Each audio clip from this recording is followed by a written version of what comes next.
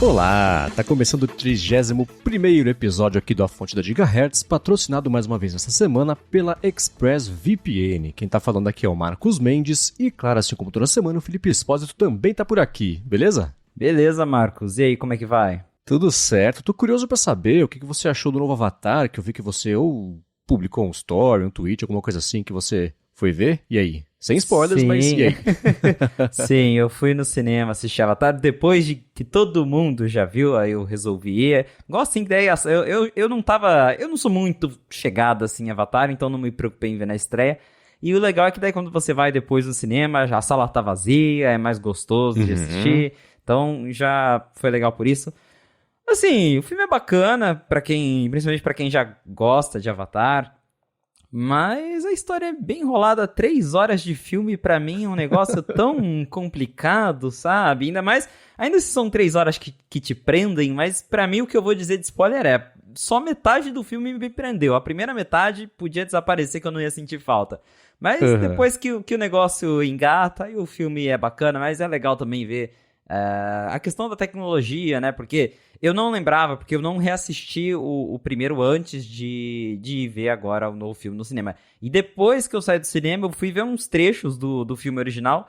E aí você compara a qualidade dos efeitos, do 3D, e você fala, caramba, realmente o outro agora, os avatares do primeiro parecem uns bonequinhos de brinquedo comparado com a animação mais moderna. Então essa comparação é bem legal. Boa, é 2009, né, que saiu o primeiro Avatar? Isso, acho que é 2009. Ou por aí, mas acho que foi 2009.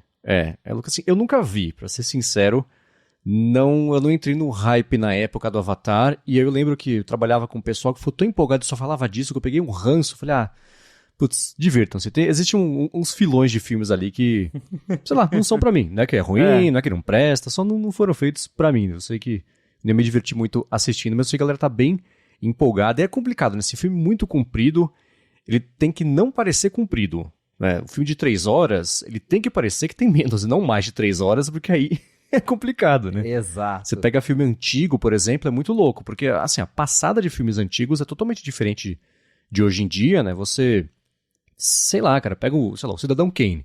Nos primeiros 5 segundos acontece uma coisa que é o que dita como é que vai ser todo o resto do filme. É um mistério, o filme inteiro vai resolver. Só que a solução do mistério, eles não têm pressa, né? Você pega aquelas cenas que a pessoa vai andar de um lado ao outro do cômodo, mostra ela andando de um lado ao outro do cômodo, passo a passo, ali em silêncio, outra pessoa em silêncio, chega lá, começa a falar. Hoje é tudo mais editado, mais dinâmico, né? Pra prender mais a atenção do pessoal, sei lá.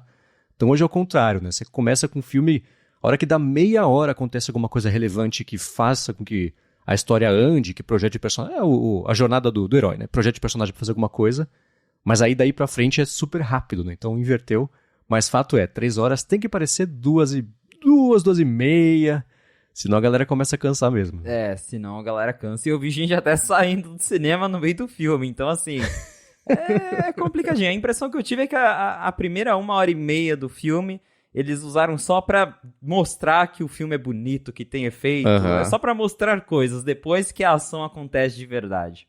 Eu sei que eu vi uma entrevista do James Cameron falando isso, que ele faz umas coisas e ele fala assim, putz, eu sei que tem toda a pressão de fazer a história andar e as coisas acontecerem, mas cara, às vezes eu tô lá, tô dirigindo, eu penso, eu quero ver a pessoa, ele tava falando sobre alguém que voa por muito tempo, não sei nem se é no primeiro, se é nesse, sei lá, ele fala, cara, eu queria ver a pessoa voando, aí eu fiz, e é isso, então vambora, você tá comigo na jornada, eu decidi qual que é o roteiro, você tá comigo, então vamos aí. Então entra um pouco nisso, né? Às vezes, sei lá, né? Que o cineasta quer ver na tela, porque o lance dele, nem todo mundo vai querer ver também, né? Exatamente. Vai de cada um. Mas assim, se você ainda não assistiu, espera sair no Disney Plus, em qualquer streaming aí, assiste em casa e tá tudo certo. Boa, muito bem. Vamos começar com os follow-ups aqui em relação à semana passada. E a gente falou aquele rumor sobre os iPhones, talvez aí no futuro próximo, né, que pintou já no iPhone 14, que eles podem chegar... É no iPhone 14, né? Que pode chegar sem botão físico? Não, no 15, né? Que a gente tá no 14 no agora. 15, tá. O 14 já tá lançado, né? Ai. Então vamos lá. O iPhone 15, que é o desse ano, né? Então eu tô assinando cheques com o iPhone 13. E aí, como é que seria para reiniciar o iPhone se não tiver o botão físico e tudo mais? E o Rubens Padovese falou que podia ser um botão interno, por exemplo, que vai ser acionado lá por magnetismo. Aí reinicia o iPhone e o Rambo chutou também que a parte do toque dos botões, ele falou, pode ser controlada por uma coisa chamada Always On Processor, que ele roda numa outra coisa chamada Real Time OS, então se ele trava, ele se reinicia sozinho em menos de 1 segundo. Ele falou que, então, na pior das hipóteses, você conseguiria ainda reiniciar o iPhone com esses botões, só talvez não tenha ali o feedback do clique, né, coisa assim, se o sistema travar de verdade. Então eles implementam, por exemplo, o próprio controle, né, de feedback lá para esse Always On Processor, para nem isso acontecer. 2 sugestões interessantes, né? É bem curioso, mas com certeza, se eles forem implementar isso, alguma solução vai ter que ter. Eu não acho que a Apple vai tirar ali os botões e impossibilitar o celular de ser reinicializado em uma emergência. Então, alguma solução vai ter que ter, e essa, por exemplo, de ter um processador cuidando dos botões que é separado do sistema, o que não é impossível, porque várias coisas no iPhone já são controladas assim, como, por exemplo, o chip U1. Ele fica rodando mesmo quando o iPhone está desligado para permitir que o iPhone seja rastreado.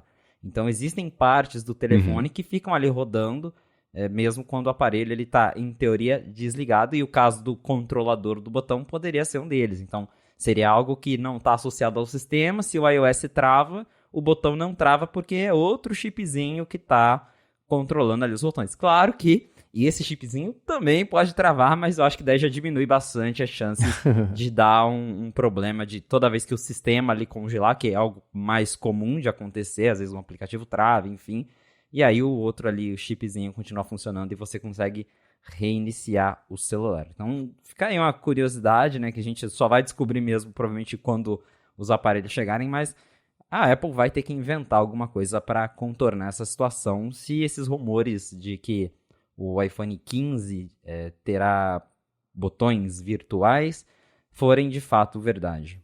E eu fico pensando na motivação da Apple para fazer isso. Tem os 2 grandes candidatos que o pessoal sempre comenta são, primeiro, partes móveis quebram, aquela coisa toda, gasta com o uso, isso é um risco.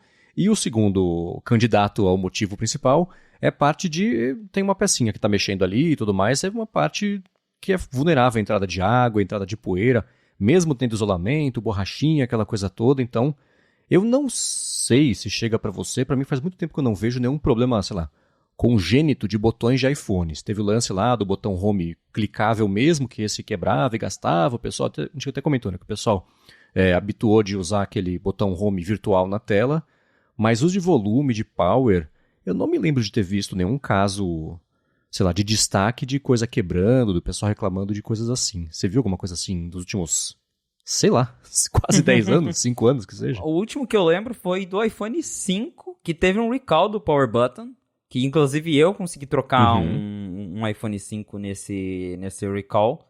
Ele estava até fora da garantia já, e aí o botão afundou e ele não funcionava, né? Parou de funcionar, levei na Apple, mesmo fora da garantia, me deram um iPhone novo por causa do recall.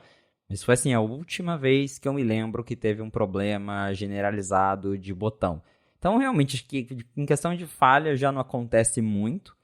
E, então, isso que você comentou e que a gente também já tinha levantado essa hipótese de aumentar a resistência do celular me parece ser o motivo mais plausível para que a Apple esteja, né, supostamente optando por esses botões virtuais, porque daí é menos uma abertura, menos uma peça móvel, menos algo que pode entrar água ali, como você falou, e acho que também aumenta, mesmo que um pouquinho, aumenta o espaço interno do celular para outras coisas, né, porque você tem uma parte móvel, você precisa de mais espaço para ela se mover dentro do celular. Se você tira isso, você ganha mais área para aumentar a bateria, mas o botãozinho é pequenininho.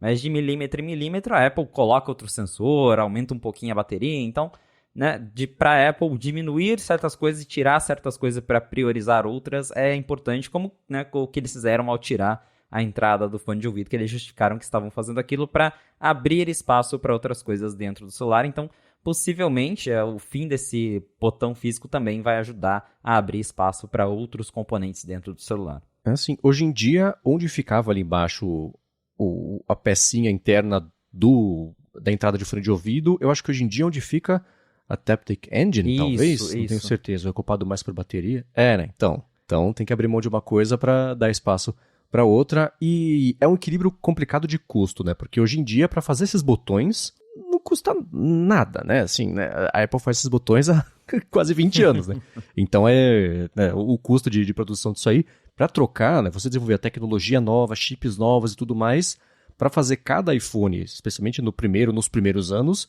vai ser mais caro do que com os botões. Por outro lado, você tem iPhones que estragam por água, mesmo a Apple falando que ele é a prova d'água, exceto se molhar, aquela coisa toda, né? Muitos asteriscos aí e tudo mais. Então, um iPhone que ela tem que trocar de graça, entre aspas, ela já perde um dinheiro que ela não perde mesmo com o iPhone sendo feito de um jeito mais caro para não ter esse botão, essa entrada de água. Então, é uma conta muito doida que eu não invejo quem tem que fazer para provar ou desprovar e desaprovar, sei lá, um projeto desse tipo de mudança. Né? Com certeza, porque a gente fala de mudança, é mudança pequena, mas cada detalhezinho que muda dentro do iPhone, a máquina tem que ser reconfigurada, ou até precisa de uma nova máquina para criar aquele botão, então é um custo muito alto envolvido para cada mudancinha. Por isso, por exemplo, que a Apple tá com o iPhone SE, que é o iPhone 8, que já era o design do 7 até hoje, porque é um negócio que já tá lá pronto para ela, é barato. Se ela for fazer um novo modelo, ela vai ter que gastar e tudo mais, e para um modelo de entrada, para ela, claro, não compensa. Então, mesmo mudar um botãozinho ali já exige uma grande mudança.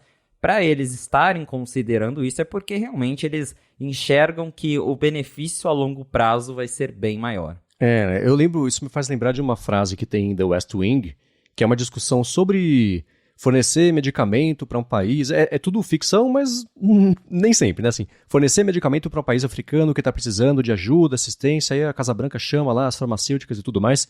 E um dos argumentos de quem quer que seja distribuída esse remédio lá na África, ele fala assim, cara, esse negócio custa, $2 por um para fazer? Ele fala, não, o segundo custa $2, o primeiro custou 5,5 bilhões, né, que é toda a pesquisa e tudo mais, né? Então a partir do segundo, beleza, mas toda aquela pesquisa inicial, ela é, entre aspas, um investimento. Né? Não vamos entrar nesse assunto sobre a medicina e essa parte aqui, mas o paralelo é idêntico no caso de iPhone, né? Esse primeiro botão levou muito dinheiro, precisou de muito dinheiro para ser feito, né? Hoje em dia tá mais fácil, é mais barato, não custa nada.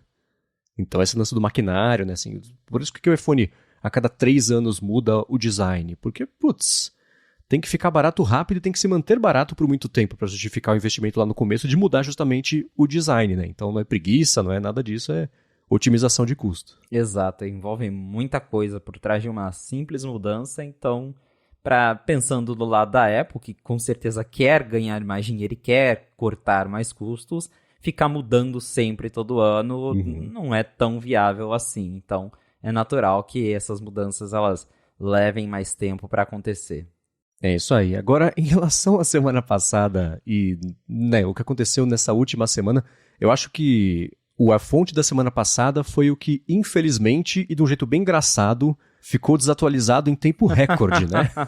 A gente gravou, eu editei, publiquei, e aí já tinha rumor falando o contrário do que a gente tinha abordado no episódio. A gente falou na semana passada com base nos rumores do DigiTimes, que eu ia comentar e não comentei, então agora não adianta nada, mas que o DigiTimes, ele tem um histórico de acerto que é tão preciso quanto um cara e coroa. Às vezes eles acertam na mosca alguma coisa que ninguém vai pensando, às vezes erram muito feio.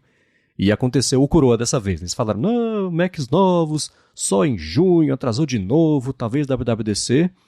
A gente gravou, repercutiu isso aqui na semana passada, e na segunda-feira, dia do lançamento do episódio, apareceu o novo rumor. Na verdade, sabe o que é? Chega amanhã, tá, pessoal? Tem Macs, tem coisas amanhã, a Apple vai lançar...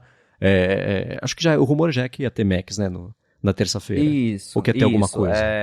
Logo depois que a gente gravou o podcast, várias fontes, inclusive o próprio 95 ouviu de fontes próprias, assim como outros blogs também ouviram, que a Apple ia anunciar alguma coisa de Mac naquela semana. E foi bem engraçado, porque o DigiTime tinha falado, não vai ter Mac agora. E o próprio Mark Gurman tava naquela, assim, vai ter Mac, mas não sei se em janeiro, pode ser em março, pode ser em abril, aqueles prazos doidos do Gurman, né? Ele fala que vai ter, não sabe quando, posta a bomba e sai correndo. Tá assim ultimamente.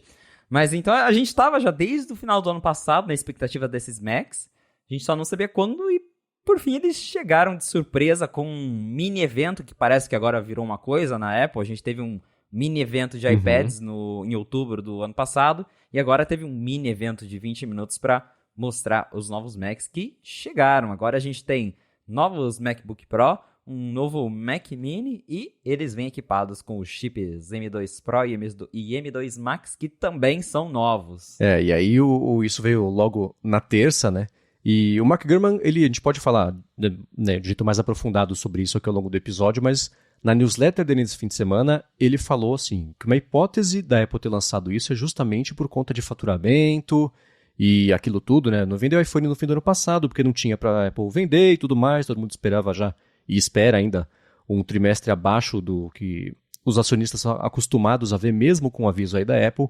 Então ela acelerou e quis lançar isso em janeiro, agora essas coisas todas, para poder aumentar um pouco que fosse esse faturamento, né? Então pode ser uma hipótese, e aí, assim como o rumor mudou ao longo de 24 horas, eu mudei de ideia ao longo de 24 horas. Quem escuta o ADT já sabe, eu comprei o MacBook Pro com o M2 Pro de 16 polegadas. Estou ansiosíssimo para que ele chegue em breve aqui. Esse será talvez o penúltimo a fonte gravado nesse meu MacBook Pro 2015 aqui, velho de guerra, mas estou bem contente com ele. Mas eu quero saber de você, primeiro, o que você achou, primeiro, das máquinas mesmo, né? Deles, o aspecto, o design, aí entra aquilo que a gente acabou de falar sobre economia de custos, talvez, né?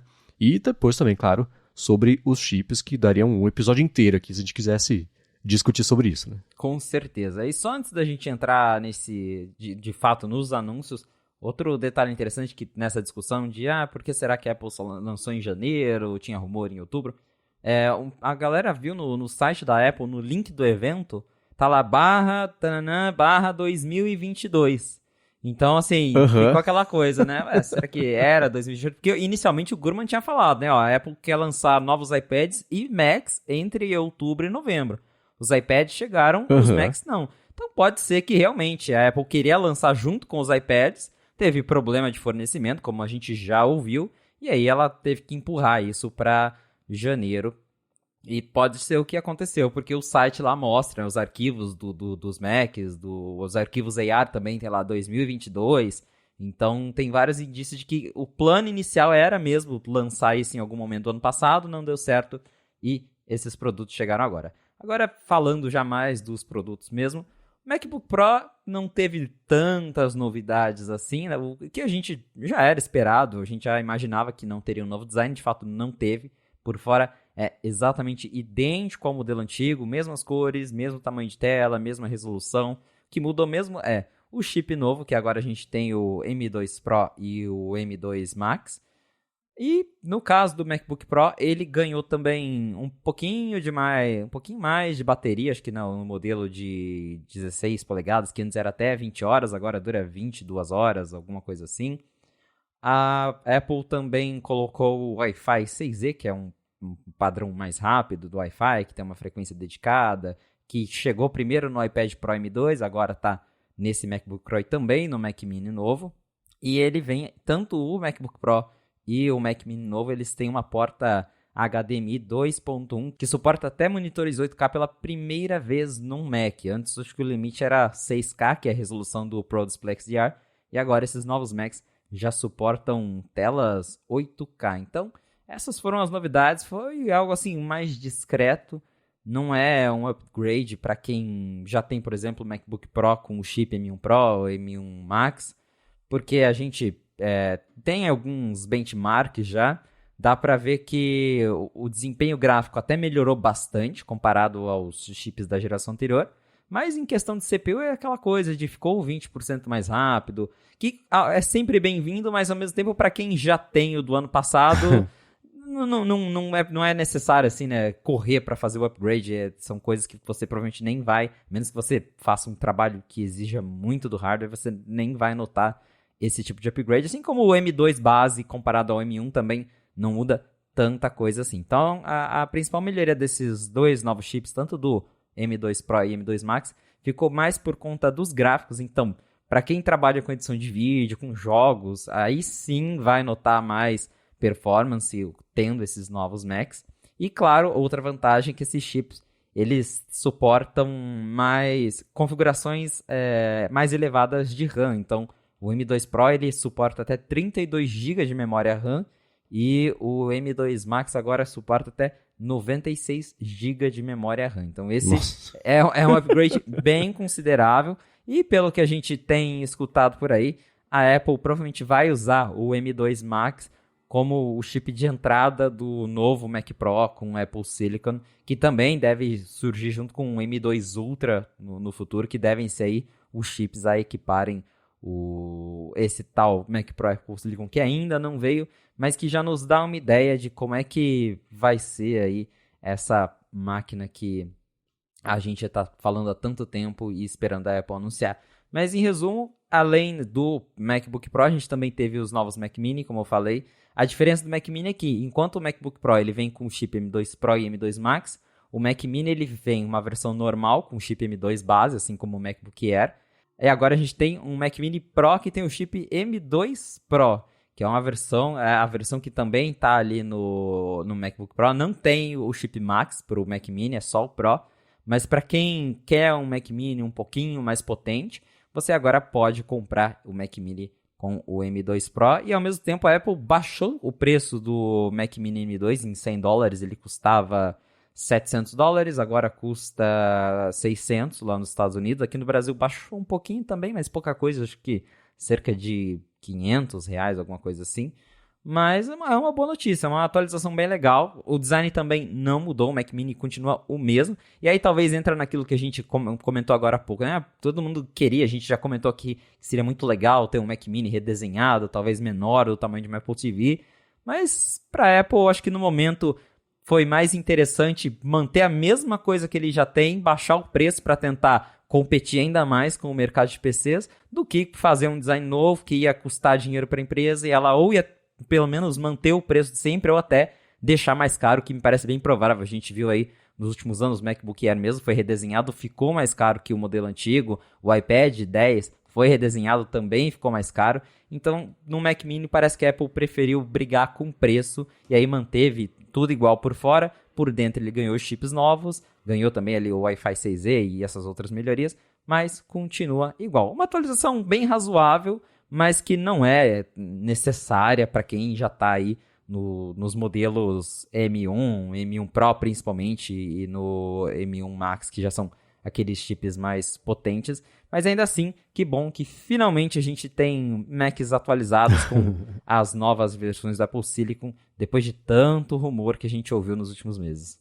Ah, sim. Pro Mac Mini, ele é muito louco, né? Porque ele, sem dúvida alguma, é a melhor, as versões novas, é a melhor máquina com o melhor custo-benefício se você quiser comprar um Mac que vai durar por muito tempo, vai dar suporte a um monte de coisa bacana e parruda e tudo mais, desde que você tenha já o monitor, o mouse, o teclado, né, já tenha todo o pacote. E eu pensei, né, em comprar, falei, putz, ao invés de comprar o MacBook Pro, deixa eu ver o Mac Mini, mas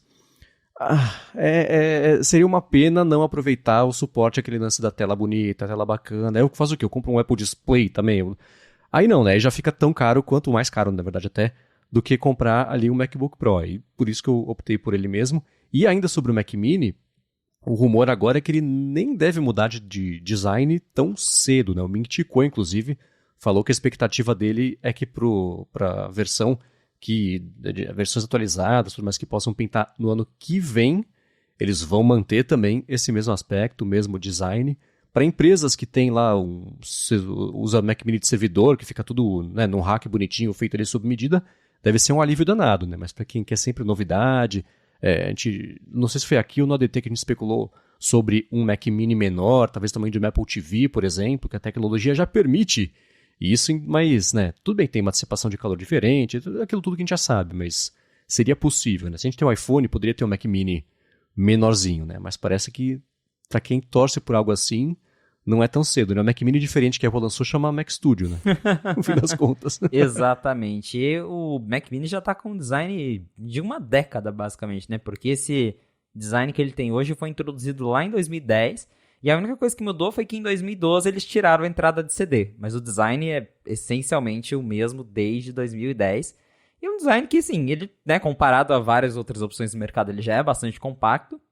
Mas hoje a tecnologia permitiria que ele fosse ainda mais compacto, talvez não necessariamente do tamanho de uma Apple TV, mas bem menor do que é o Mac Mini hoje. Porém, a Apple optou por, como eu falei, diminuir o preço, que eu acho até bacana, do que mudar o design dessa máquina. Principalmente porque o Mac Mini, agora tem essa versão Pro, mas o Mac Mini ele é um Mac de entrada, ele é a porta de entrada para muitas pessoas no Mac. Então, quem tá comprando ele talvez não tá se importando muito com o design, se ele é compacto. É um computador que, né, barato, principalmente lá fora, para os padrões lá fora, que oferece um bom hardware, que, né, funciona. E tem isso que você comentou também, de que várias empresas compram Mac Mini para servidor, então você já tem os racks ali com as entradas certinhas no tamanho para eles, e se muda o design, essas empresas teriam que trocar todos os racks. Então, talvez a Apple também tenha pensado nisso. Não vamos mexer, tá funcionando do jeito que tá, vamos focar no preço, que talvez vai ser melhor. E isso, eu gostei de ver o Mac Mini atualizado, e gostei mais ainda de ver essa versão com o M2 Pro, porque a Apple tem em desktop, no caso, ou você comprava os modelos base que só tinham o M1 normal, ou você tinha que pular para o Mac Studio, que era o único que tinha as versões Max e Ultra dos chips. Não tinha um computador desktop meio termo da Apple. Agora você tem, que talvez você precisa de um pouquinho mais que o chip base, mas você não precisa de um Mac Studio, acho que é o meu caso. Eu, inclusive, como você falou, né, eu não comprei nenhum Mac novo ainda, estou olhando as opções, mas eu também cogitei esse Mac Mini com o M2 Pro, porque é realmente uma máquina bem interessante. O preço pelo que ele oferece é bem apelativo, porque acho que esse Mac Mini M2 Pro lá fora tá $1.200. É o preço do MacBook Air com o M2 base, com 8 GB de RAM, 256 de SSD, e esse Mac Mini, pelo mesmo preço, já vem com um chip mais rápido, com GPU melhor, com o dobro de armazenamento, o dobro de RAM. Então, me pareceu bastante interessante. Eu só ainda fico meio assim, eu tenho o meu monitor, eu tenho teclado e mouse, então para mim comprar o Mac Mini seria bem tranquilo, mas o que me pega muito é que eu tenho preguiça de gerenciar meus arquivos em 2 computadores diferentes. Por mais que tenha nuvem e tudo mais, tem programa, tem que manter tudo atualizado, então eu até tenho mais de um Mac, mas eu uso o meu MacBook Air plugado no monitor, e aí quando eu vou viajar eu só tiro ele, tá tudo comigo. Então, para ter o Mac Mini eu ainda fico meio assim, mas tá aí, é uma boa opção, principalmente para quem desenvolvedor, quem quer comprar o primeiro Mac e já tem em casa um monitor, um mouse, um teclado. Acho que é excelente essa linha do Mac Mini, tá bem interessante. Ah, sim, né? E vamos fazer o disclaimer obrigatório que a gente sabe, a gente sabe que todo mundo sabe, assim vamos dizer. Preço no Brasil é um absurdo, não é por aí. Quando a gente for falar que é uma coisa mais barata que a outra, que é mais em conta do que a outra, é pensando em unidades absolutas, unidade real de valor do dólar. É por aí. Então, ele próprio, assim, né? Você pega as duas opções. A mais básica que existe, com o M2, sai por $600. Aí, se você quiser, ainda com o M2, o processador mais básico, só que ao invés de ser 256 de espaço 512, vai para $800. Aí, para pegar o M2 com o M2 Pro, é um salto muito grande. Ele quase dobra de preço. Então, olhando para essa linha e essas opções, parece que o Mac Mini ele faz hoje a mesma função que o MacBook Air fazia ali no começo, que é assim, vamos apresentar uma solução em conta para tentar atrair as pessoas, nem que seja para elas comprarem esse computador agora e depois verem a necessidade, coisa assim, de comprar um ou mais parrudo, ou comprar um iMac, ou comprar sei lá, que nem que seja um MacBook Pro, se for quiser trocar e usar um laptop, e não compra o Air, já compra o MacBook Pro direto e tudo mais. E outra coisa também, né? Você atrai a pessoa para a loja com essa isca de $600, ela sai de lá de 1.300, né? Então isso pode acontecer também, né? Então é um preço e uma máquina muito estratégica, eu acho. Mas eu acho a ideia do Mac Mini muito bacana. Eu tava dando uma espiada aqui. Ele é basicamente assim, considerando as mudanças, as evoluções nas linhas de produto da Apple, o Mac Mini é um dos que menos mudou, porque você pega a primeira geração dele, tem entrada de CD, tem um monte de entrada atrás que o Mac Mini foi perdendo ao longo dos últimos anos, mas essencialmente o espírito dele é o mesmo, né? Versus o iPhone, por exemplo, que nasceu como um telefone com quase a frente inteira com tela, um botãozão e pequeno que coubesse na mão. Hoje a tela é gigantesca, não tem nem mais o botão, então o aspecto dele mudou mais até do que o do Mac Mini. Então, a minha expectativa é que ele siga mesmo aí com esse, pode ser que ele ganhe né, as bordas, ao invés de ser retas, seja um pouco mais arredondada, coisa assim, mas eu chuto que ele vá manter essa configuração, esse aspecto aí, por bastante tempo, porque parece ser uma das principais forças e vantagens, apesar de ter uma pressão mesmo da galera que sempre quer ver a coisa mudar, a coisa nova, mas aí acho que é mais uma curiosidade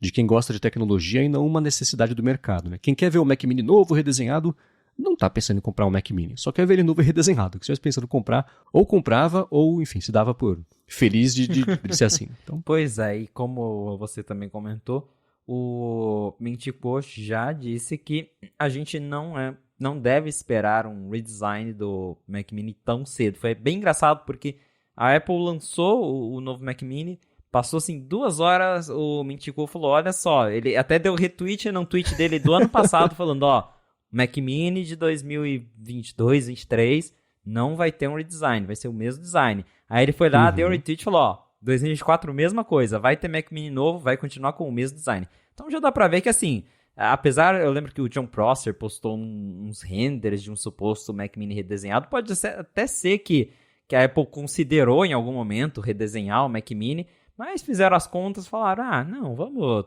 vender aqui desse jeito, se a gente não mexer no design, a gente consegue ganhar mais ou consegue ser mais agressivo no preço, que é o que aparentemente eles estão tentando fazer, já que baixaram $100 aí. E, pelo jeito, essa vai ser a estratégia aí por esse mais para 2024. Então, para a gente ver o Mac Mini redesenhado mesmo, acho que só talvez em 2025. Mas concordo com o que você disse. Quem quer ver o Mac Mini redesenhado provavelmente não vai comprar o Mac Mini redesenhado. Pois é, e sobre esse do John Prosser, eu lembro quando apareceu que ele publicou o render, tem aqui, recebi o projeto, não sei o que, aquelas coisas que ele fala, né? E aí, ele publicou o render, o pessoal olhou e falou, cara, se for assim, não dá pra usar nem as entradas USB-C na parte de trás, que elas estão coladas uma na outra, que se você espetar um cabo, não dá pra espetar o teu cabo do lado, você vai ter que pular uma entrada, então das 4, só 2 vão ser úteis. É óbvio que não vai ser assim. Eu dei uma espiada aqui nesse modelo que ele tinha publicado e, enfim, lembrei dessa discussão. Mas tá aí, então esse é o Mac Mini. Voltando pro MacBook Pro, tem todo o lance do chip, que já tinha expectativa desse ganho que você comentou de mais ou menos 20%, aí dependendo da tarefa, porque a gente já conhecia esses chips, porque iPad e tudo mais, então o ganho parecido, no fim das contas, dava para fazer essa projeção aí. Existe uma questão que aí vai de custo-benefício, literalmente. Aí no caso, você, por exemplo, vê se compra, sei lá, um M2 normal, quer dizer, um M2 Pro ou um M1 Max, né, uma coisa assim, porque o desempenho acaba, não que ele seja, é parecido, no fim das contas, não é igual, mas é parecido. Estou bem contente com essa compra, né, foi o que eu comentei com todo mundo sobre essa compra, assim. Que bom que eu tenho 10 anos agora para não pensar mais se eu preciso trocar de computador, se tá na hora, se tá muito lento. Este aqui que está vendo, inclusive, quem estiver pensando em comprar um Mac baratinho, fala comigo.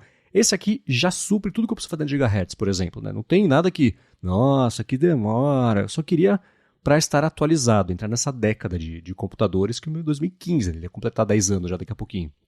Então, tô bem feliz e bem ansioso aí para essa compra. Mas eu vejo como um fator positivo o fato de, na verdade, nem o Mac Mini e nem eles terem aparecido com surpresas, porque mostra uma consistência, o lance de que time que tá ganhando não se mexe e tudo mais. É claro que a gente quer sempre que seja, sei lá, mais fino, talvez. Eu não sei se as pessoas estão reclamando disso. A minha reserva sobre esse Mac, eu tô com medo do teclado, porque ele é muito diferente do teclado que eu tô acostumado, né? Porque entre esse que eu tenho aqui e agora, eu passou por todo um período terrível das trevas de Butterfly, não sei o que lá, nananã. Eu sei que o feedback de digitação das versões atuais, o nível de feedback é um pouquinho menor, a tecla afunda um pouco menos e volta um pouco menos, ele é menos clique, sei lá. Então eu tô mais curioso para saber minha adaptação a respeito disso do que o Notch, por exemplo, que é uma coisa que numa tela desse tamanho eu tenho expectativa do argumento que todo mundo fala até hoje sobre o Notch do iPhone, que nunca colou comigo, que você nem percebe que ele está lá, você esquece. Eu nunca consegui esquecer. No Mac eu tenho expectativa de conseguir esquecer, mesmo porque a barra fica ocupada ali, né? Na maioria das vezes com coisas e fundo preto e tudo mais, então o Notch, nesse caso aí, de fato, ele não se faz visível. Mas estou curioso para ver essa adaptação e comento aqui sobre essa adaptação, até com USB-C, né? Que eu tenho tudo que eu uso é USB-A. O microfone que eu estou usando para gravar agora é USB-A. O meu, como é que chama aqui, o Logitech, o MX Master 3, ele tem um adaptadorzinho USB-A também, né, para poder funcionar melhor e tudo mais. O meu carregador aqui por indução do iPhone também é por USB-A, então eu já me vejo comprando um hub logo aí para conseguir usar tudo. E aí talvez eu entre pro time das pessoas que passam a reclamar sobre entradas, porque até hoje se eu falo, é essa que precisa, então é essa que eu vou usar. E passo por isso, né? Nunca foi um grande problema. Então, tô entrando aqui Bem-vindo ao mundo dos nessa dongles. década da tecnologia. Pois é, né? Exato. O bom é que eu pulei toda a parte mesmo das trevas em que você precisava de um dongle para tudo, né? Hoje em dia, os Macs voltaram até algumas coisas, né? Esse eu adoro porque é isso. Tem um monte de entrada USB, tem entrada de... Quer dizer, fone de ouvido eu sei que o Mac atual também tem, né? Mas tem de leitor de cartão, coisa assim, que eles foram ganhando aos poucos nos últimos anos. Consegui evitar aí de gastar muito dinheiro para ficar insatisfeito com um outro detalhe. Espero ficar satisfeito com tudo do que for pintar nesse Mac novo. Aguardando o seu review. Eu ainda, como falei, não sei se vou de MacBook Pro, se eu vou de Mac Mini, se eu espero um MacBook Air novo. Eu tô bem satisfeito com o meu Air M1, então, por enquanto, eu não tô pensando muito em trocar de Mac. Mas é realmente, acho que não tinha muito o que mudar em termos de design, até porque se a gente voltar no passado da Apple, só ver o Mac Mini... a Apple não costuma mudar design de Mac com muita frequência.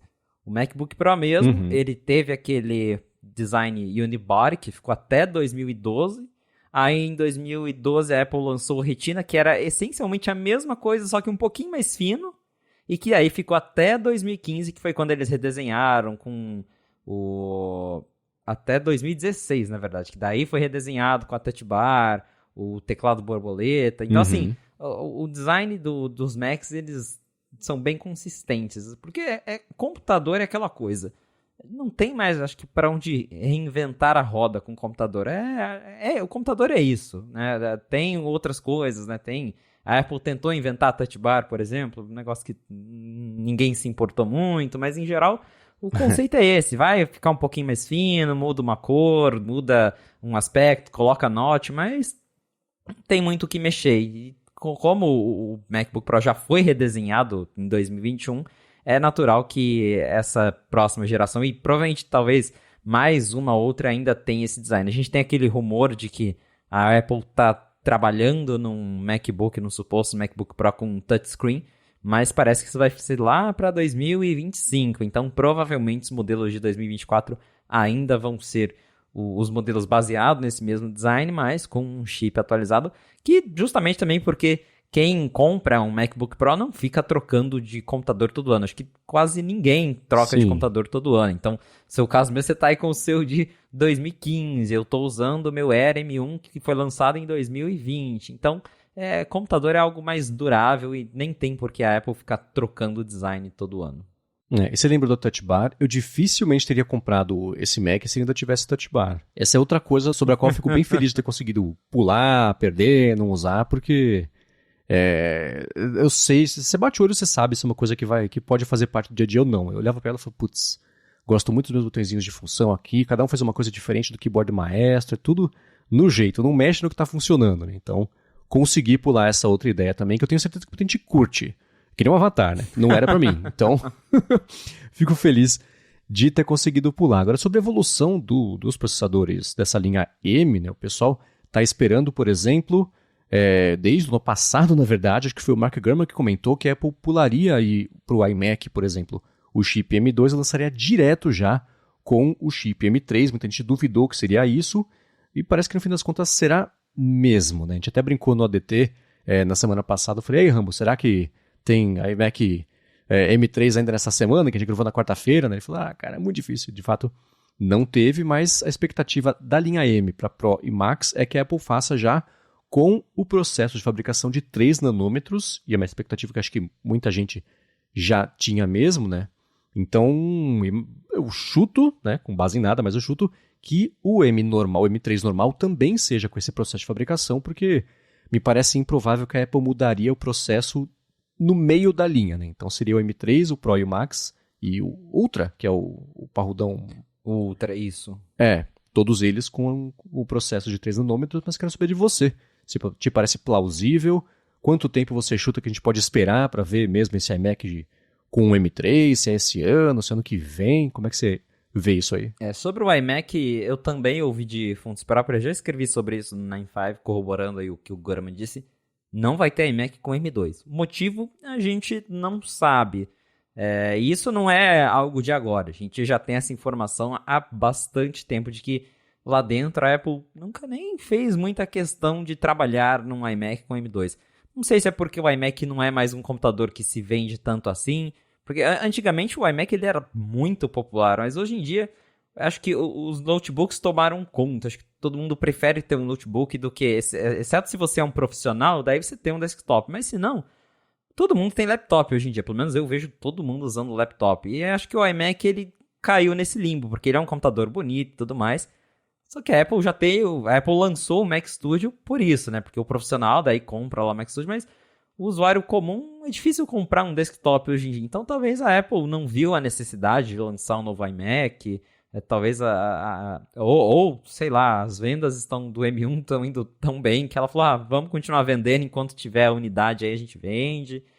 Não sabemos o motivo, mas o fato é que realmente, pelas fontes que a gente tem por aí, a gente sabe que a Apple vai pular o iMac direto pro M3. Agora, o M3 ele só deve ser apresentado pelo menos a partir da segunda metade desse ano, porque o M2 foi introduzido na WWDC 2022, em junho do ano passado, com o MacBook Air.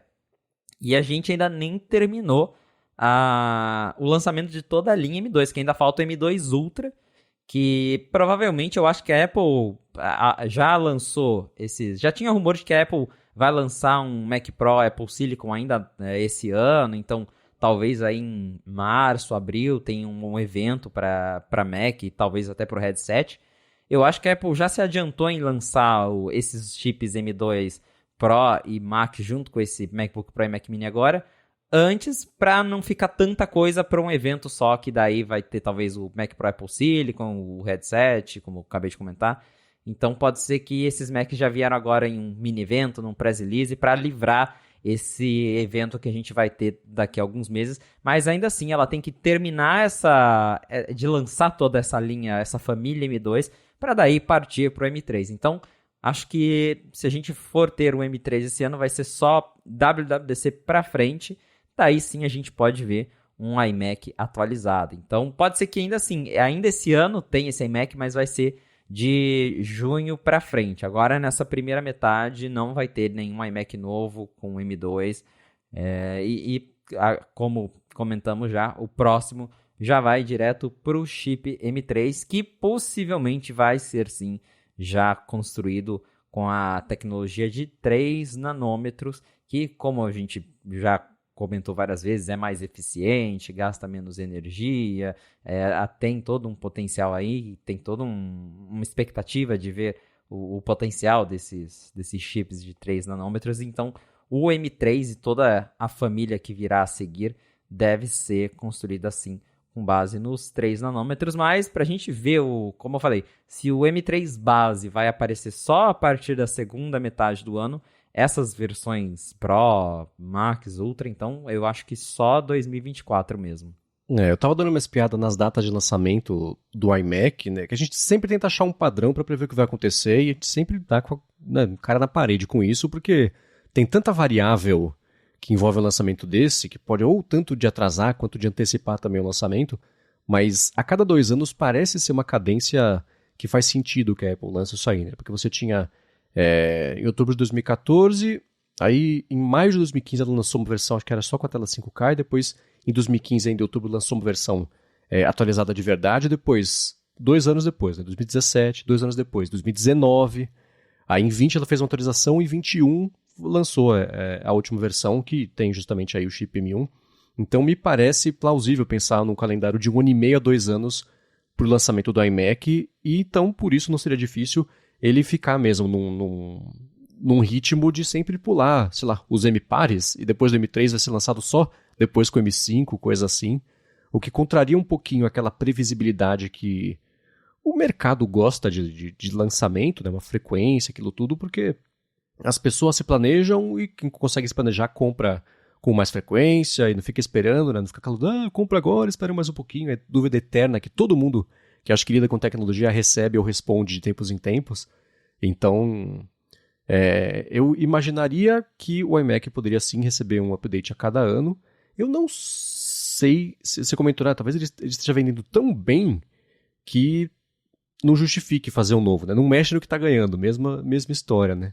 Eu fico muito curioso, eu nunca consegui achar desmembramento de venda nem por isso de analista, que a Apple não divulga, né? Mas analistas geralmente pegam ali os números, torce aqui, aperta ali, dá uma olhada, tal, vê de novo e tá, com base no que a Apple falou, a Apple vendeu certeza. Não sei quantos Macs, não sei quantos Macs Minis, não sei quantos iMacs. Então, nunca consegui achar nada parecido com isso, mas o iMac é um produto que é muito tradicional, né, de toda a história da Apple. Ela sempre investiu nesse forma. Ele foi reduzindo, né, a traseira dele foi diminuindo a cada versão, mas ele é muito icônico, né? Então, tanto que a Apple tirou o logotipo, tirou tudo, e o que tem hoje em dia tem o logotipão atrás, mas na frente não tem nada, né? Só aquele queixo colorido que parece um computador genérico formado pela equipe de design do Pantone. Mas não que seja uma crítica a isso, mas ainda assim fico bem curioso para saber.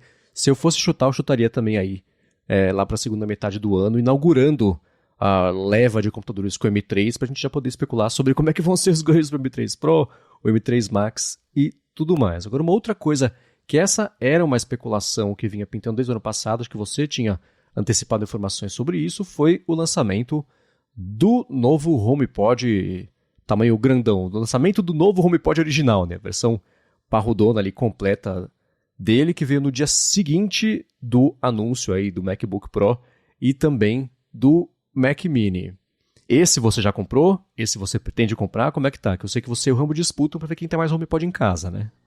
A gente tem uma disputa grande aí pra tanto AirPods e HomePod. Tanto que no dia que anunciaram o HomePod novo, eu tinha comprado, alguns dias antes, os novos HomePods Mini, né?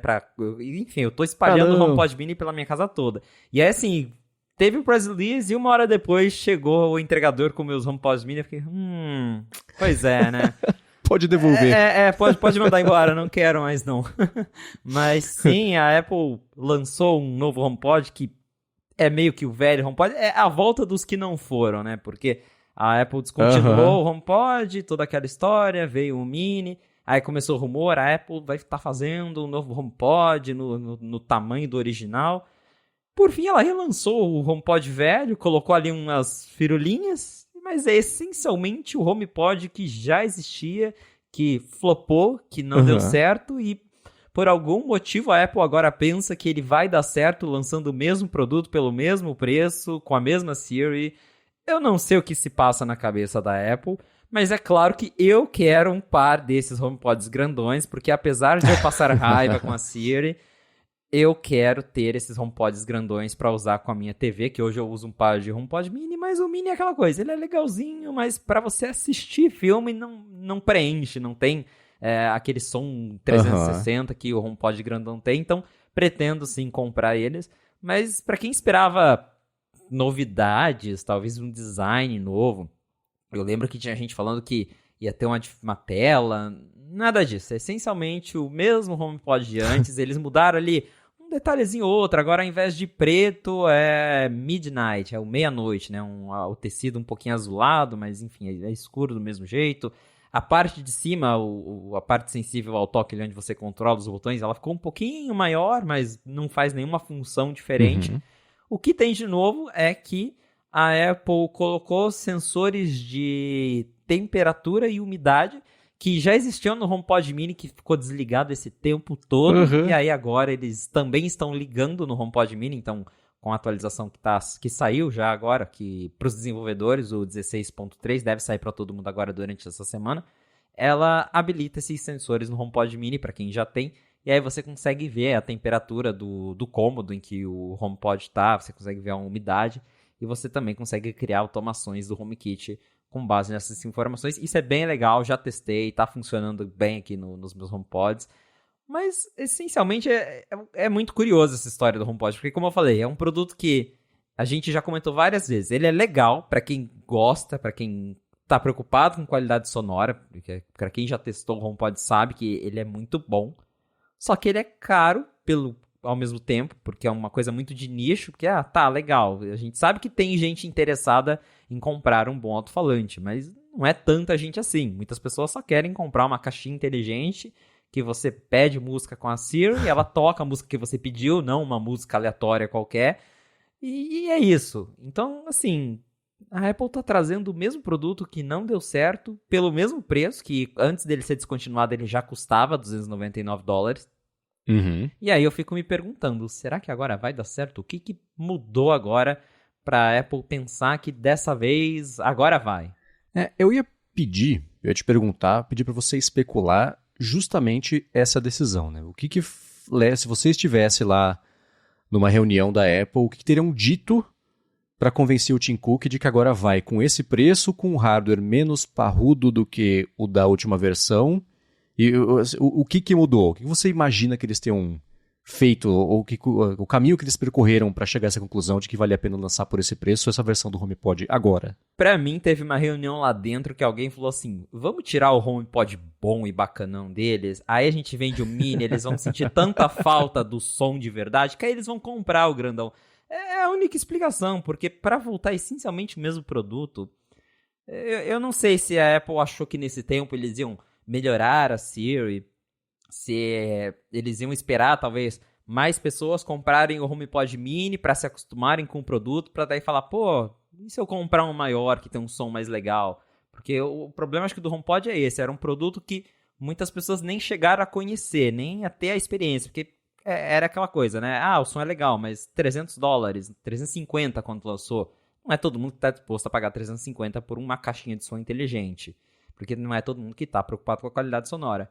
Mas talvez, depois que a pessoa comprou, por exemplo, o Mini, que é mais baratinho, usou lá, achou legalzinha a interação, e falava, pô, se tiver um som melhor, acho que eu compraria. Então, pode ser que a Apple descontinuou para tentar corrigir as falhas que ela teve com o HomePod original, que em parte era problemas com a Siri, que a gente sabe que Siri até hoje não tá legal, mas eles tentam melhorar cada ano, então talvez a Apple, né, deu um tempo para o povo conhecer mais o HomePod, para ao mesmo tempo para ela corrigir falhas, e agora tá voltando para ver se dessa vez as pessoas se interessam. Particularmente, eu acho meio questionável. Claro que agora, inicialmente, deve ter um hype de vendas, porque tem muitos órfãos de HomePod velho, HomePod original, eu sou um deles, tanto que pretendo comprar. Mas eu não sei se vai se sustentar por muito tempo, porque daí cai de novo naquela coisa. $300 no alto-falante, que é inteligente, mas que tem Siri, que não é tão boa assim. Até quando isso vai? Até quando esse hype vai durar, né? Fica aí a questão. A minha desconfiança era essa hipótese de, assim, agora que a gente conseguiu criar o hábito das pessoas terem essa caixinha com produto de $99, a gente lança, e elas experimentaram e tudo mais. É a mesma coisa do Apple Watch. Não do Apple Watch, é a mesma coisa de vestíveis. É um mercado que acho que só dá para entender de verdade o benefício disso quando você experimenta. Você usa, você vê que eu falo, saquei. Porque você dizer que, vai ter notificação, vai ter coisa de saúde. A hora que a pessoa usa, viu muita gente que era cética no começo sobre isso e que experimentou, viu, usou e hoje usa como um hábito porque quer, não, enfim. Então eu acho que é meio por aí também, né? Então, fone de ouvido, AirPods ou outros fones de ouvido sem fio, mesma coisa, né? Coisa de casa conectada, e aí justamente entrou o HomePod aí. Você vê o benefício quando você usa. Então, vamos oferecer, né? O que a Apple oferece de $99? É isso ou cabo só, né? Então, oferecer por um preço barato para as pessoas criarem o hábito, verem o benefício, e a gente volta com essa versão mais parruda. Eu teria chutado que ela teria lançado esse HomePod novo a $250, não a 300, por conta do trauma dessa última versão, né? Que 300 já era o preço reduzido, ainda assim, não teve jeito, o pessoal não se interessou. Ainda mais por ser um hardware menos potente do que a versão anterior, ou ela quis voltar a ter a mesma margem que ela tinha com $350 na primeira versão, ou sei lá, mas se fosse chutar, seria isso, né? Assim, já demos a oportunidade de testar com 99, agora dá para convencer as pessoas a comprar esse de 350. Eu não pretendo comprar esse, mas é bom saber que se eu precisasse, eu quero ter um grande em casa que eu uso no escritório, por exemplo. Melhor do que dois menores, eu tenho dois menores na sala e tenho outros também em outros pontos da casa, mas ainda assim, o grandão, se agora se queimar, tudo bem. Existe a opção de eu comprar uma versão nova grandona agora, porque ela existe. Agora você falou que você testou, porque tem isso, a Apple vai, nessa semana agora que deve sair o update, ela vai atualizar o sistema para liberar o termômetro e o sensor de umidade também, né, que estavam dormentes ali, né. Dá para colocar como complicação na tela travada do iPhone? Ou como widget, por exemplo? Dá. Essa informação? Tem um widget do HomeKit que você consegue colocar na tela de bloqueio, que ele mostra as duas informações juntas, tanto a da temperatura e a da umidade. Então você consegue checar essas informações ali sem ter que ligar a tela. Maravilha. Bem legal. Legal. Porque assim, para temperatura, né, para saber como é que tá lá fora, eu uso o Carrot Weather, porque dá para colocar na tela bloqueada do iPhone para dizer qual que é a sensação térmica, que é o que realmente importa, né? É que nem, por exemplo, eu estava no Canadá no começo do ano, a temperatura estava -5, a sensação estava -11. Tem uma diferença, né? De pelo menos 2 camadas a mais tem que colocar para não congelar o que sai na rua. Então a sensação térmica para mim é a informação mais importante do que a temperatura científica. Mas para dentro de casa, ok, né? Se eu quiser saber como é que tá a temperatura aqui dentro, a sensação térmica é diferente porque não está ventando aqui dentro, né? Então não muda muito. Então eu pretendo pegar o HomePod para ver como é que está dentro de casa e ou o HomePod lá fora, ou então manter o Carrot Weather mesmo para a sensação térmica. Você sabe se dá para usar o HomePod como a sua estação de temperatura, como esses acessórios de temperatura para terceiros? Porque o Carrot Weather, por exemplo, se eu tiver aqui um Air Thermometer de terceiro aqui da Anker, sei lá, dá para eu usar. Será que dá para cadastrar isso aí? Imagino que sim, né? Imagino que sim, porque a integração funciona como se fosse um acessório HomeKit qualquer. Ele reconhece lá como ele mostra lá sensor do HomePod, mas assim, ele aparece como um sensor de temperatura qualquer de terceiro no aplicativo Casa. Então o funcionamento é igual, tanto que você consegue criar as mesmas automações. Por exemplo, você tem um ar-condicionado que funciona com o HomeKit. Você consegue programar o ar para ligar sozinho quando o sensor do HomePod detectar que a temperatura chegou a nível X. Então, as mesmas automações, todos os recursos que você tem com os termômetros de terceiro, você consegue fazer com o HomePod. Então, é bem legal, um recurso bem bacana. E é interessante ver que ele estava lá, como você falou, dormente desde 2020, que quando a Apple introduziu o HomePod Mini. Naquela época a iFixit já tinha desmontado e falou, pô, tem um sensor de temperatura aqui, né? Pra quê?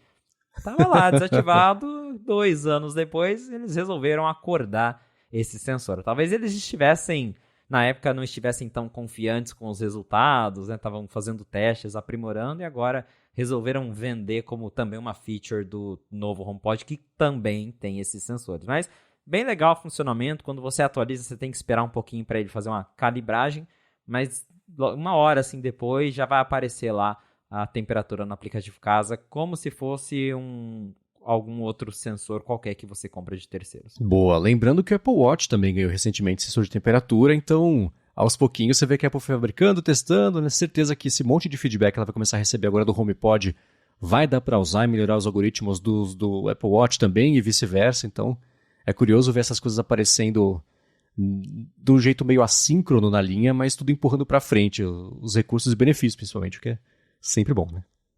Exatamente. No final das coisas, um ajuda o outro e quando a gente vê, a tecnologia tá em todo lugar. Isso funciona para várias coisas dentro da Apple e, pelo jeito, com sensores de temperatura também é a mesma coisa.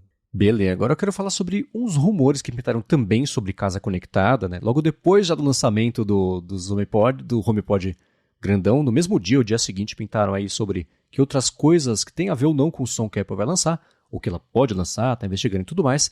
Mas antes disso, eu vou tirar um minuto aqui do episódio para agradecer a ExpressVPN que está mais uma vez patrocinando aqui A Fonte. Quem assina por meio do link especial que ela criou para a gente aqui, que é expressvpn.com/afonte, consegue ter muitos benefícios de conexão e de possibilidades na web, porque, primeiro, a sua conexão passa a ser criptografada. Quer dizer que se você se conecta a Wi-Fi públicos, levou o computador para trabalhar numa cafeteria, vai saber como é que está configurado o Wi-Fi, ou, sei lá, do aeroporto, clicando aqui você aceita o termo de uso. Pronto, o termo de uso significa que os seus dados vão ser coletados e vendidos aí, ou repassados para a publicidade direcionada, aquilo tudo. E com o ExpressVPN isso não acontece, porque os dados criptografados e a conexão não permite que nem quem está oferecendo a conexão que veja o site que você está entrando, o aplicativo que você está entrando, que você pesquisou no Google, por exemplo, nada assim. Uma outra coisa bem bacana, e essa eu uso bastante, é te dar a possibilidade de acessar os catálogos de outros serviços de streaming de outros países. Então, por exemplo, a HBO Max,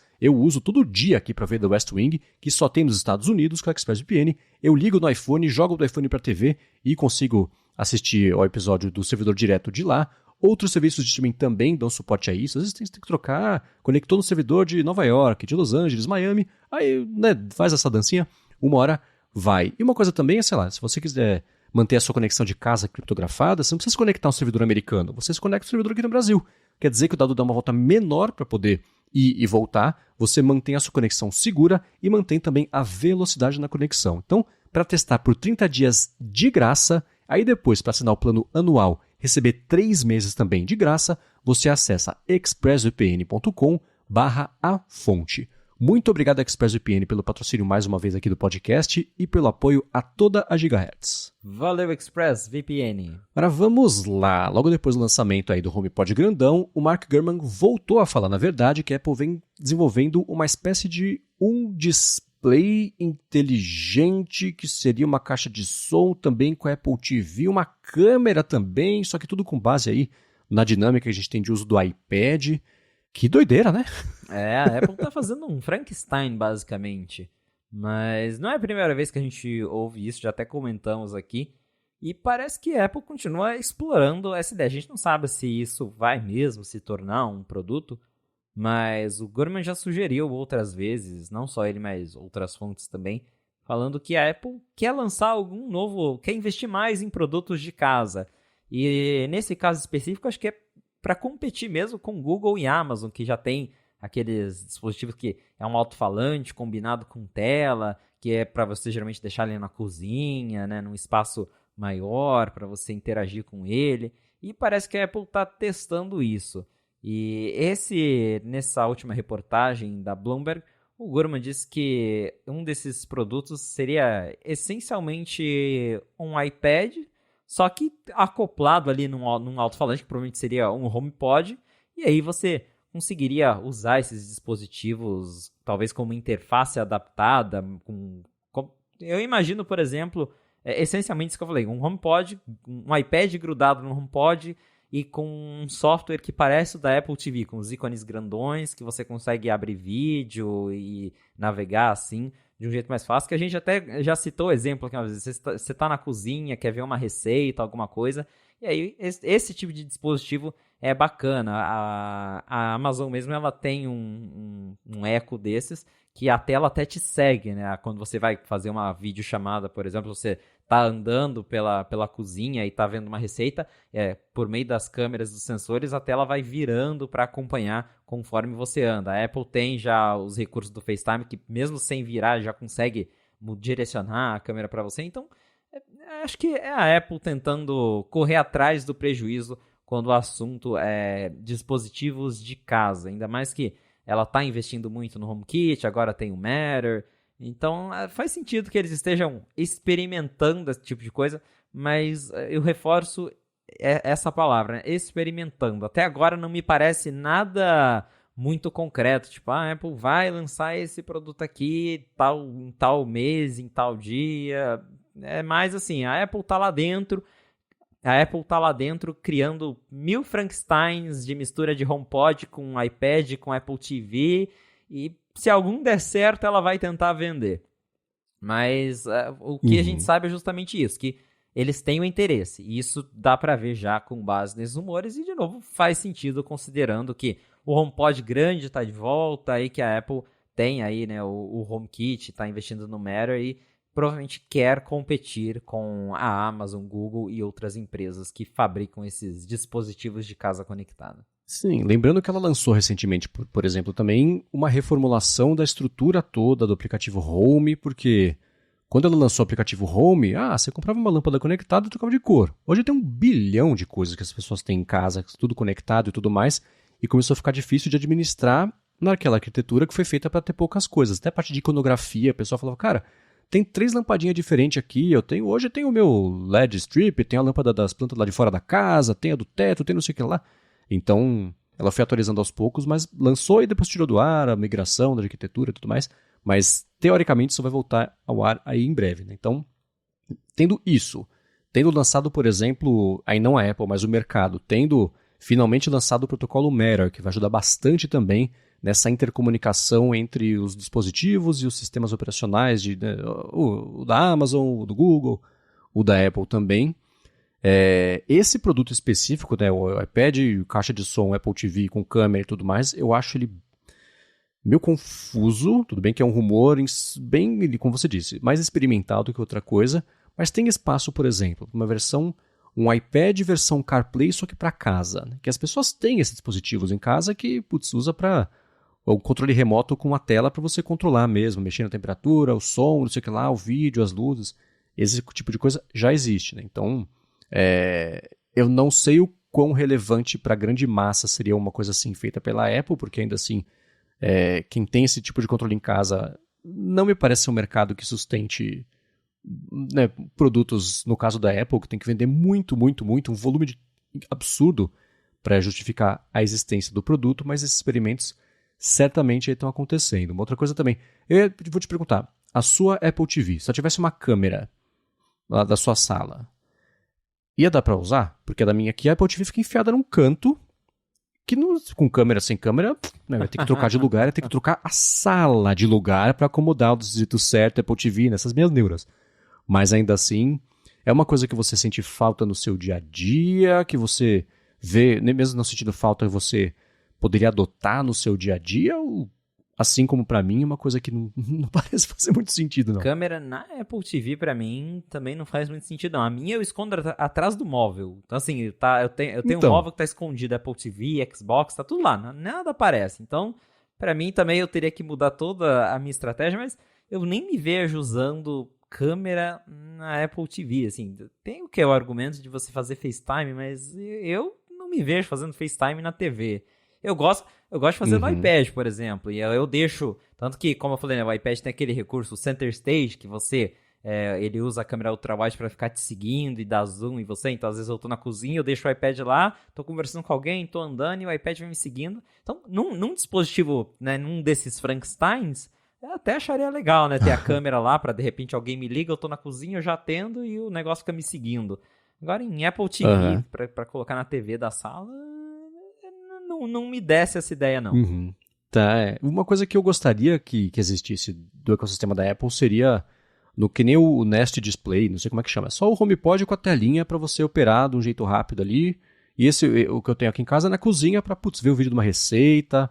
Eu deixo lá o Spotify, porque a Larissa usa o Spotify, e para selecionar, tipo, toca alguma coisa, o Spotify geralmente seleciona músicas de um jeito mais bacana do que o Apple Music, pelo menos na minha experiência. Então, a gente deixa lá para ela poder usar também, não se frustrar lá com o Apple Music nem com a Siri. Mas uma coisa, esse tipo de interação eu acho bacana para um display. Mas mais do que isso, ele nem é feito para isso, né? Então esse iPad no modo casa, que seria tipo a home, que nem se falou, né? Apple TV ou o próprio CarPlay, né? Uma versão simplificada, feita para interações muito específicas. Volto a questionar o tamanho do mercado, né? Mas, enfim... Se esse é um rumor que já tinha aparecido há, sei lá, pelo menos um ano, ele voltou a aparecer agora, quer dizer que a Apple segue investigando isso aí para lançar alguma coisa nesse mercado. Exatamente. Se a gente está tendo vários rumores é porque a Apple está experimentando, mas, de novo, não tem nada concreto falando que ela vai lançar esse aparelho desse jeito em tal mês, em tal ano. É tudo só que ela está lá dentro criando vários protótipos para ver se algum deles faz sentido. Eu também acho que é um mercado muito pequeno, mas é aquela coisa de a Apple quer ter o dela, porque a Amazon tem já vários aparelhos de casa conectado. Não à toa a Apple lançou o HomePod para tentar abocanhar um pouco dessa fatia de mercado de caixinhas de som inteligente.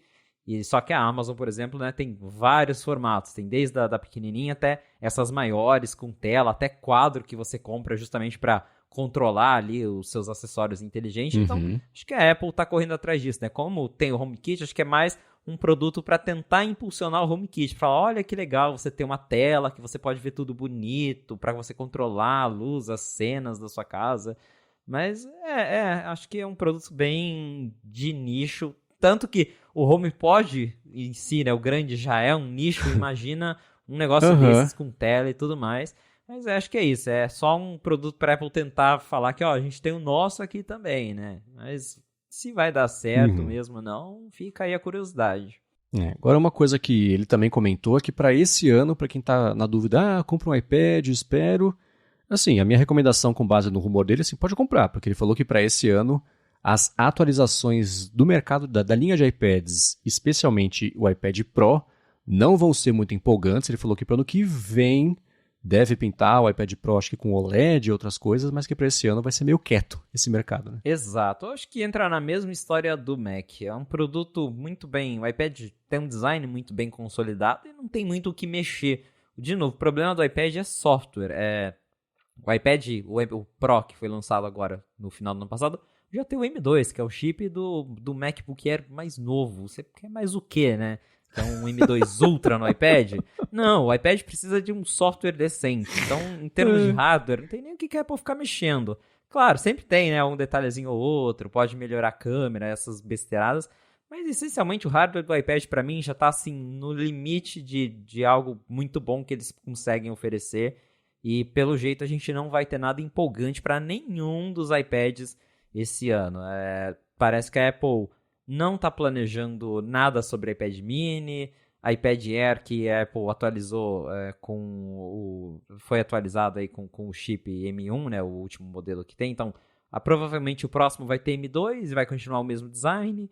E é isso, o iPad não tem muito o que mudar, exceto pelo de 10ª geração, que eu acho ele um pouco aberração por conta daquela coisa do Apple Pencil, que tem um conector diferente e tudo mais. Isso eu gostaria de ver eles resolvendo em algum momento, mas tirando isso, iPad Air, iPad Pro, acho que realmente não tem muito o que mudar. O iPad Pro mesmo acabou de ganhar o M2, então dificilmente vai ter outra atualização nos próximos 6 meses. Se for ter, vai ser lá no final do ano, e pelo que o Gurman disse, a novidade vai ser o quê? Chip M3 e acabou. Porque, de novo, o problema do iPad é software, e aí eu tô ansioso para ver iPadOS 17, para ver como é que eles vão melhorar ainda mais o Stage Manager, que é o recurso que tem chamado a atenção, que é a promessa da Apple para transformar um iPad em computador. É isso que a Apple precisa focar agora, melhorar o iPadOS, porque em hardware acho que nem tem muito o que ficar mexendo nesse momento.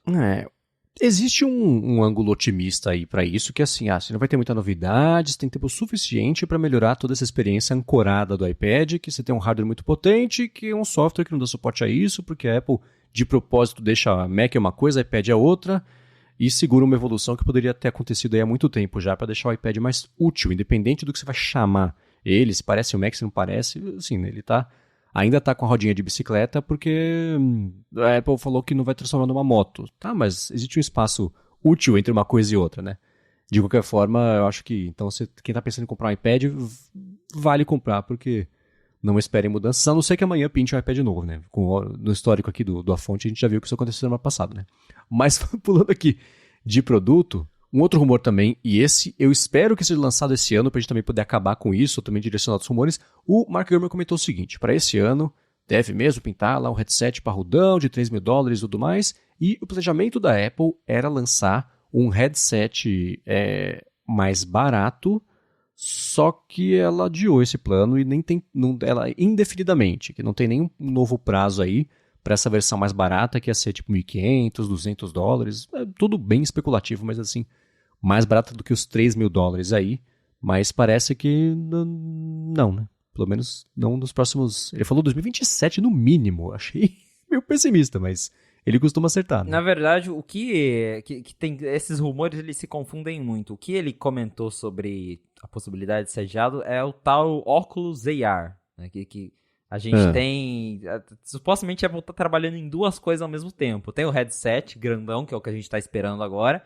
E tem aí também uns indícios que ela tá fazendo um óculos mais simples, que é um produto para você realmente sair de casa com ele e tudo mais, ver notificação. Ser visto em público, andar de mão dada no shopping. Exato. Então, pelo que saiu nessas últimas reportagens sobre o headset, que tanto o The Information e a Bloomberg publicaram, é até interessante, porque elas publicaram assim juntas, até parece que alguém soltou uma informaçãozinha ali de noite, mas as duas fontes publicaram ao mesmo tempo que o que está sendo adiado é esse óculos, que a Apple falou, não, vamos deixar esse óculos para lá, vamos focar no headset. Então, supostamente, o headset está esperado para esse ano, né? Todo ano a gente fala, agora é o ano, não é, mas... agora parece que tá vindo aí mesmo, que já tá tudo certo, estão se acertando para lançar esse headset caro de $3.000, e parece sim que a Apple tá trabalhando numa versão mais barata, só que ainda não tem assim também um prazo para ela chegar. Mas é interessante porque tanto The Information e a Bloomberg falaram que a Apple já tem, pelo menos está tentando fazer um headset que custe o mesmo de um iPhone. Atualmente, eu até comentei no 95 Mac, o preço do iPhone nos Estados Unidos varia entre $800 a $1.600, considerando a linha 14 do modelo mais simplesinho até o Pro Max com o maior armazenamento. Então a gente tem um produto na faixa de 800 a 1.600, então supostamente a Apple quer tentar lançar um headset nesse preço, só que não vai ser agora, porque pelo que o próprio The Information ouviu de fontes, a Apple vai lançar esse headset por $3.000, que é essa versão completona, até para chamar a atenção do mercado, para testar, para ver quanto que o povo está disposto a pagar por esse produto. Será que vão pagar mesmo os 3.000? Será que não vão pagar 3.000? E aí, com base nisso, eles vão moldar uma versão mais barata, mas já indica que lá dentro já tem alguém falando, $3.000 isso aí não vai pegar não, vai ter que ser mais barato. E aí as duas reportagens comentam que os engenheiros eles ainda estão discutindo, por exemplo, o que eles podem fazer para deixar o headset mais barato. Então é algo também bem experimental. Tem algumas ideias, por exemplo, usar uma tela de resolução mais baixa, diminuir um pouco o número de sensores, usar materiais mais baratos na construção, usar um chip, de repente, mais lento. Não mais lento, mas, por exemplo, como esse headset mais barato vai vir bem depois, talvez ele vai ter o chip que o primeiro teve, que lá na frente o headset Pro já vai ter um chip mais novo. Então, tem várias alternativas, mas não tá nada muito certo. O próprio Mint Kuo já comentou também no finalzinho do ano passado que a Apple tá sim explorando a ideia de ter um headset mais barato, e aí volto no que eu falei de que lá dentro já tem gente preocupada com o possível flop de um headset de $3.000, que acho bem difícil de emplacar, né, por esse preço. Isso é uma coisa que eu falei no último episódio do Mac Magazine no Ar, que eles me convidaram para repercutir os lançamentos e os rumores. Assim, eu não tenho a menor dúvida, neste momento, de que esse headset vai ser um kit de desenvolvimento. Não é nem um lançamento para público final. Quem quiser comprar, compra. Vai gastar muito para ter um produto que não vai fazer muita coisa. Então, eu acho que ele vai custar caro para desenvolvedores terem acesso a isso antes de todo mundo e começarem a fazer aplicativos, com o ecossistema e tudo mais. E o que me faz pensar isso é que o Mac Mini com M1, que era basicamente, não era nem o Mac Mini com M1, o kit de transição que a Apple lançou era tipo $1.500 para receber o Mac Mini com M1 em casa, basicamente, e fazer. Que acho que você tinha um membership, tinha um negócio, o total mesmo era os $1.500. Então, esse headset que vai ter tela, vai ter as câmeras, vai ter não sei o que lá, vai ter um monte de tecnologia super nova, vai ser muito mais caro do que fazer o Mac Mini que a gente acabou de falar no começo do episódio, né? A Apple já sabe fazer muito bem, do jeito muito barato. Então, eu não tenho dúvida de que vai ser kit para desenvolvimento. Quem quiser comprar também vai comprar, e vai ter gente que vai comprar, vai ficar feliz, né? Todo youtuber que não tiver acesso de um jeito vai comprar para poder fazer conteúdo e tudo mais, mas tirando isso, esse headset vai ser a preparação para se emplacar essa versão aí menos cara. Não vou nem chamar de mais barata, porque, né, tem alguns zeros aí entre uma coisa e outra, né? E aí tem sempre o papo de a gente tentar pensar quem e por que vazou, por exemplo, sobre o cancelamento, esse pessimismo todo sobre essa linha e esses investimentos que a Apple tem feito. Então isso tem que entrar na nossa conta para fazer análise crítica aqui sobre os rumores, os vazamentos, informações e tudo mais. Mas, para mim, sobre esse desse ano, é para preparar o mercado e pretende vender poucas unidades, fazer poucas unidades. Então, para mim, faz sentido que é só para dar acesso para a galera pesquisar e desenvolver junto e fazer o ecossistema para aí sim, na hora que for lançar mais barato, todo mundo ter acesso e comprar e ter motivo para usar, né? Porque senão você vai gastar $3.000 para usar o quê? Uber em VR, o iFood, que geralmente lançam rápido aplicativos assim, em plataformas, mas depois um outro joguinho, um filme.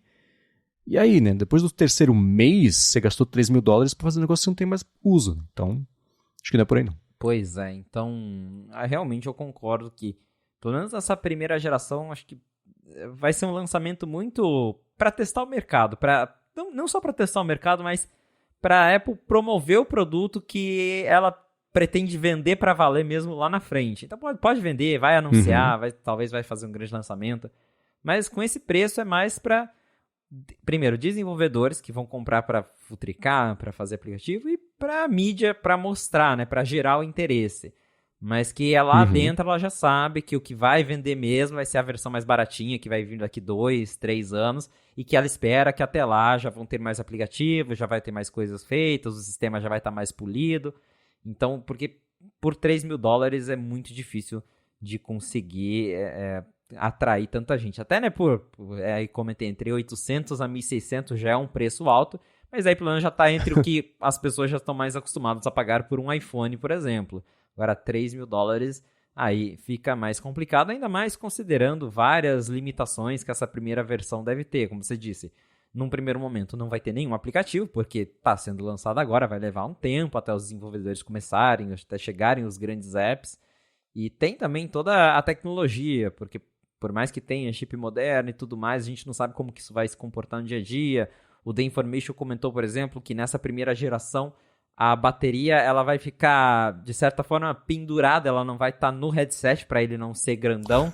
Então vai ser um negócio plugado mesmo. Então imagina você, né, usando isso, parece muito inviável. Então realmente acho que eles estão fazendo isso para promover, falar, olha, nós criamos, tá aqui, esse é o futuro, a tecnologia, e daqui 3 anos todo mundo vai ter acesso, mas por enquanto é isso aqui, $3.000, então essa primeira versão realmente ela parece ser muito experimental e mais para promover o universo de realidade imersiva que a Apple está criando, do que para de fato já criar um produto que ela quer colocar na mão de todo mundo já em 2023, que não parece ser o caso. E um adendo aqui, assim, não é intencional o trocadilho, mas o The Information parece ser muito bem informado sobre tudo que tem a ver com o headset. Eles foram os primeiros a vazar, por exemplo, a parte de design, que deve ser, né, e tudo mais. Eu vou deixar o link na descrição aqui para quem quiser ver, tipo um croquis que eles fizeram com base nisso. Então, quando eles falam, eu acredito bastante. Então, vamos ver o que vai acontecer com isso. Aí, agora para encerrar o episódio, eu vou trazer aqui para a parte do A Fonte Responde, a dúvida que o Rogério Buzelli mandou. Ele quer saber se tem algum boato sobre o Windows rodando no Apple Silicon. Ele falou que a experiência do Bootcamp era incrível nos Macs com Intel, e na época ele rodava um jogo, ele falou, eu sei, Mac não é para jogo e tal, mas ele rodava um jogo e é órfão disso hoje. Então ele falou que não conhece nenhuma máquina virtual com um bom desempenho para games, e agora o Felipe vai dar a resposta para ele, tenho certeza. E aí? Pois é, então, para resumir tudo, desde que a Apple lançou os Macs com Apple Silicon, a gente parou de ter Bootcamp, porque Bootcamp foi o que veio com os Macs Intel, na época foi um grande anúncio, né? Falar, olha, os Macs agora rodam Windows, e agora não tem mais como rodar. Só que isso não é, por exemplo, uma escolha da Apple de não permitir. Para quem não sabe a história, tem uma... A gente vai deixar o link aqui também. A Microsoft e a Qualcomm, elas fizeram um acordo muito antes do M1 para que a Microsoft... para que a Qualcomm fosse a única certificada a criar ali chips compatíveis, chips certificados para rodar o Windows, chips ARM, né, a tecnologia ARM, que é a mesma dos chips Apple Silicon. Então, por conta desse acordo entre Qualcomm e Microsoft, a Microsoft ainda não pode lançar uma versão pública do Windows para chips ARM. Então, só existe... todos os laptops Windows que são ARM, eles têm chips da Qualcomm e é criada uma versão do Windows específica para isso. A Microsoft tem uma versão beta do Windows para chips ARM que você pode baixar e que pode instalar no Mac Apple Silicon, por exemplo, só que essa versão só pode ser instalada numa máquina virtual justamente por conta desses acordos, porque como tem esse contrato entre as duas, a Apple ainda não pode oferecer o Bootcamp porque ele está restrito para os chips da Qualcomm. É uma confusão, só que esse acordo da Qualcomm, ele ia expirar, acho que no finalzinho de 2022 ou agora no começo de 2023. Então, possivelmente, depois que esse acordo entre as duas acabar, aí acho que a Microsoft pode oferecer uma versão comercial do Windows para chips ARM, e aí sim a gente pode ter a volta do Bootcamp nos Macs com Apple Silicon. Então, assim, não é uma coisa que a Apple que proibiu, a Apple que não quer mais, é realmente porque não existe ainda uma versão própria do Windows para esses chips que possa ser comercializada para todo mundo. Então, talvez venha assim aí no futuro, mas realmente, para quem depende do Windows, a solução hoje nos Macs com Apple Silicon é usar softwares como Parallels, que você consegue rodar ali uma máquina virtual, mas para jogos não é a melhor experiência, porque daí você tá rodando o Windows em cima do macOS, então não é o desempenho nativo, tem toda aquela coisa, então realmente não é diferente, mas não tem um prazo, a gente não dá para falar, vai acabar o contrato amanhã, no dia seguinte a Microsoft vai lançar já uma versão do Windows para computadores ARM, para outros chips, mas tem essa informação de que existe um contrato entre Microsoft e Qualcomm, esse contrato está expirando e depois disso a Microsoft vai estar liberada a vender versões ARM do Windows. E aí, claro, a Apple pode lançar uma atualização do macOS que vai trazer de volta o Boot Camp, a possibilidade de você instalar essa versão comercial do Windows para ARM. Então, a resposta resumida é, não tem prazo, mas pode ser que venha em breve. Tá, você não deu a solução, mas deu esperança. Às vezes até melhor. É isso, a esperança. Muito bem, para encontrar os links do que a gente comentou ao longo do episódio, vai em gigahertz.fm/afonte/31 ou dá mais piada aqui nas notas do episódio. Quero, claro, agradecer a ExpressVPN mais uma vez pelo patrocínio aqui do A Fonte, a vocês que escutam, deixem reviews, avaliações, recomendam também o A Fonte para mais gente ainda poder chegar aqui toda semana, segunda-feira, e se informar sobre o que está pintando, acontecendo no mundo da Apple, e a você, claro, Felipe, por justamente ajudar a gente a ficar bem informado aqui do que está rolando. Valeu, Marcos, e obrigado, audiência, por ter ficado com a gente até o final de mais um episódio do A Fonte. Se você quiser me encontrar nas redes sociais, é só me procurar no @FelipeExposito. Boa, eu sou MVC Mendes lá no Mastodon, tenho usado também, ficado de olho em comentários lá no Instagram, para quem quiser falar comigo. Apresento um bando de podcast aqui na Gigahertz e escrevi como convidado um texto lá pro Mac Magazine sobre a treta do Twitter, Elon Musk e tudo mais. Quem quiser ler e comentar por lá, vou deixar o link aqui na descrição do episódio. E apresento também lá o Bolha Dev, podcast diário de tecnologia, inovação e desenvolvimento. Escrevo também por afeed.pt. Ufa! É isso aí, muito obrigado mais uma vez pela audiência e a gente volta na semana que vem. Um abraço e até a próxima.